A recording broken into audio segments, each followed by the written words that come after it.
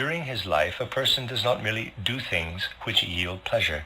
He lives also in the company of other people and other creatures.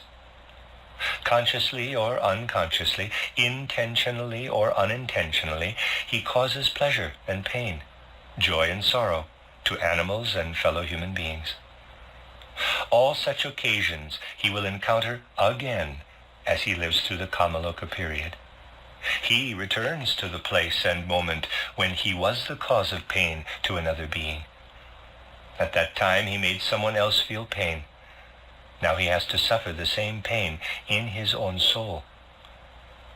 All the torment I ever caused to other beings, I now have to live through in my own soul. I enter into the person or the animal and come to know what the other being was made to suffer through me. Now I have to suffer all these pains and torments myself. There is no way of avoiding it. All this is part of the process of freeing oneself, not from the working of karma, but from earthly things. A vivisectionist has a particularly terrible life in Kamaloka. It is not for a theosophist to criticize what goes on in the world around him, but he can well understand how it is that modern people have come to actions of this kind. In the Middle Ages, no one would have ever dreamt of destroying life in order to understand it. And in ancient times, any doctor would have looked on this as the height of madness. In the Middle Ages, a number of people were still clairvoyant.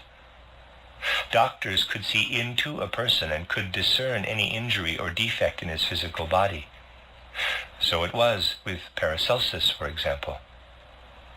But the material culture of modern times had to come, and with it, a loss of clairvoyance. We see this particularly in our scientists and doctors, and vivisection is a result of it.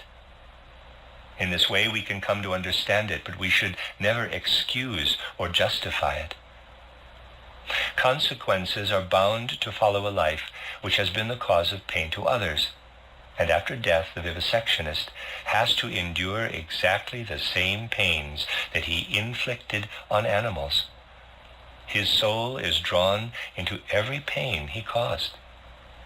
It is no use saying that to inflict pain was not his intention, or that he did it for the sake of science, or that his purpose was good. The law of spiritual life is inflexible.